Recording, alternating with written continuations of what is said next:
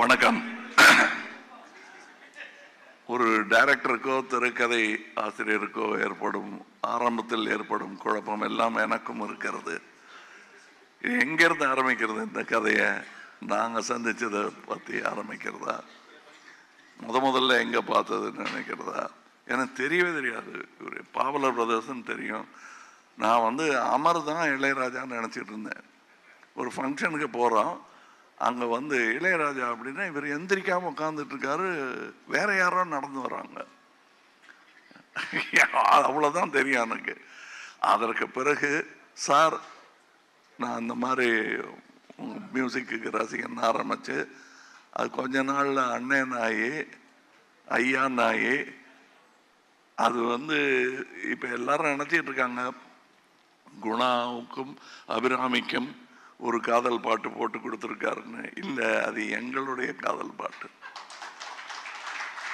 என் கண்மணிக்கு நான் எழுதிய கடிதம் அதுக்கு இசையமைச்சிட்டார் அவர். அற்புதமான விஷயம். எனக்கு டைரக்டருடைய இதை பார்க்கும்போது பெரிய பிரம்மாண்டமான வேலையும் தான். அந்த இளையராஜா அவர்கள் எனக்கு பாடும்போது ஒரு சந்நியாச மந்திரம் பாட வேண்டிய நேரம் வந்தபோது ஒன்றும் பாடெல்லாம் முயற்சி பண்ணாங்க, விட்டுருங்க அதுவாக வரும் அப்படின்னாரு. பாடலில் ஒரு பெரிய கிளாஸ் அன்னைக்கு எனக்கு கிடைத்தது. அந்த கவனம் பண்ணுறது, எஸ்பிபி குரலில் இருந்தால் நல்லா இருக்குமான்னு ட்ரை பண்ணுறது, அதெல்லாம் பண்ணாதீங்க. உங்களுக்குள்ள ஒன்று இருக்கு, அது கிடைச்சா போதும் அப்படின்னு சொன்னாங்க. அந்த மாதிரி ஈஸியாக இருக்கணுங்கிறது தான் அவரே உங்களுக்கு கொடுக்க போகிறாரு அந்த அட்வைஸு. அதை நானும் சொல்லுகிறேன். ஈஸி. நிறைய பேர் அதைத்தான் தனுஷன் சொன்னார், இந்த ப்ரெஷர் 1000 வரும், பட் நீங்கள் எப்படி அவரை பார்க்குறீங்களோ அப்படி எழுதுங்க. ஏன்னா எடுக்கணும்னு எடுத்தால் 8 பார்ட் எடுக்கலாம். ராஜாவை பிடிக்காதவர்கள் எடுத்தால் அது ஒரு படம். ஆனால் எப்படி எடுத்தாலும் அந்த இசை மேதைங்கிறவர் தனித்து நிற்பார். பிடிக்காதவங்க சொன்னா கூட இதை மறுக்க முடியாதுல்ல. அவர் 6 அடியெல்லாம் கிடையாதுங்கன்னு ஆரம்பிப்பாங்க பிடிக்காதவங்க. ஆமா, ஆனால் 1 அடி பாட்டு கேட்டா போதும். அந்த மாதிரி நாங்கள் இப்போ கூட பேசிட்டு இருந்தோம். அதில் பொறாமை பிடித்தவர்கள், நல்ல வேளை எனக்கு இசையில் புரியும் அவ்வளோதானே தவிர பெரிய பேராசை ஒன்றும் கிடையாது. அதனால எனக்கு அவர் மேலே பொறாமையே கிடையாது. அவர் செய்கிறதெல்லாம் நானே செஞ்சிட்ட மாதிரி சந்தோஷம் எனக்கு.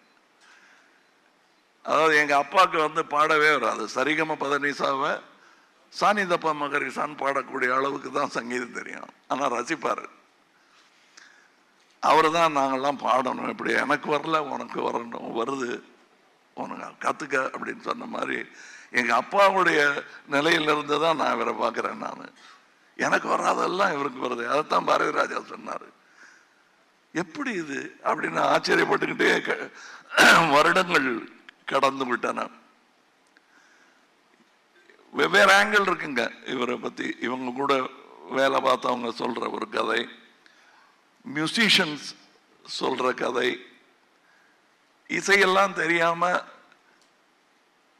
வாழ்க்கையில் இளையராஜாவை தன்னுடைய டைரியா யூஸ் பண்றவங்க சொல்ற கதை.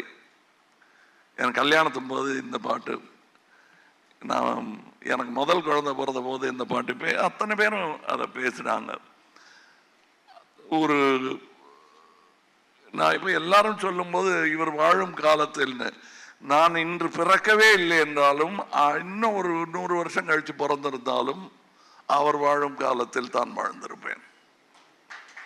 ஏன்னா அவருங்கிறது இசைதான் அப்பவும் இருக்கும். அதற்கு ஒரு உதாரணம் சொல்லணும்னா, நானும் அவரும் ரசிக்கும் ஒரு அமேடியஸ் மோசார்ட் என்ற படத்தில் ஒரு வைபோதிக மியூசிஷியன் ஒருத்தர் இருந்திருப்பார். யாரும் இப்போ அந்த காலத்தில் பெரிய ஆளுங்க அவர் அப்படின்னு சொல்லி அவர் உட்காந்துருப்பார். அவர் மனநிலை சரியில்லாமல் உட்காந்துருப்பார். அவரை பார்க்க ஒருத்தர் போவார், நீங்கள் பெரிய மியூசிஷியன்னு கேள்விப்பட்டேன், நான் பெரிய மியூசிக்கெல்லாம் போட்டிருக்கேங்க, எனக்கு கம்போசர் அப்படின்ட்டு வாசிப்பார். இது நான் போட்டது. அப்படியா, கேட்டது இல்லையா? இல்லைங்க, இன்னொன்று பார்த்துக்கிறேன். இன்னொன்று வாசிப்பார், ரொம்ப நல்லா இருக்குங்க, கேட்டிருக்கீங்களான்னு. இல்லை, அப்படின்னு கொஞ்ச நாள் மறைச்சிட்டு இன்னொன்று வாசிப்பார், கூடவே சேர்ந்து பாடுவார். ஓ, இந்த பாட்டு நீங்க போட்டது தானா? நோ, தட் வாஸ் மொசாட் அப்படின்னு. அது இன்னொருத்தனுடைய பொறாமை அதுல கொந்தளிக்க, அங்கிருந்து ஆரம்பிக்கும் படம். தட் இஸ் இளையராஜான்னு சொல்றதுக்கு 1000 மியூசிஷியன்ஸ் இருக்கணும். அந்த மாதிரி எனக்கு இப்போ நான் தான் சொன்னேன், சாயங்காலம் ஒரு ஃபங்க்ஷன் இருக்கு, எல்லாரும் மனம் விட்டு பேசினான்னா நீங்க நேரம் இங்கிருந்து அங்கே தான் வர வேண்டியிருக்கும் அப்படின்னு சொன்னேன். Once again to the director நான் சொல்றது, உங்கள் பார்வையில் உங்களுக்கு சொல்லணும்னு தோன்ற அந்த நிஜத்தை சொல்லுங்கள். ப்ரெஷர் எடுத்துக்காதீங்க. ஏன்னா இந்த படம் இசைஞானி இளையராஜாவை பற்றிய படம் மட்டும் இல்ல, பாரத் ரத்னா இளையராஜாவை பற்றிய படம். இது வாழ்த்துல டிமாண்ட், எங்களுடைய டிமாண்ட். இதுலயே கொஞ்சம் பாஷையெல்லாம் கம்மியா இருக்கு, தமிழ், தெலுங்கு, மலையாளம், கன்னடா, ஹிந்தி. இன்னும் இந்தியாவிலேயே இன்னும் நிறைய பாஷை இருக்கு. அத்தனையும் சேர்த்து அவையிலெல்லாம் இந்த கூட்டிட்டு போவார் இவர். இப்போ சொன்னார் இல்லையா தனுஷ், எனக்கு வழி நடத்தும், உங்களை அவர் இசை வழி நடத்தி ரோடு போட்டு கொடுத்துரும் உங்களுக்கு. எல்லா ஊருக்கும் போகலாம், போக வேண்டும். நான் எனக்கு பொறாமையே கிடையாது.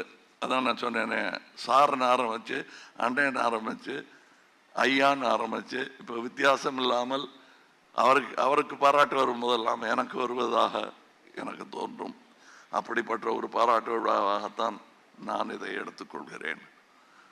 இதில் இன்னும் நிறையா சொல்வதற்கான விஷயங்கள் எனக்கு இருக்கிறது.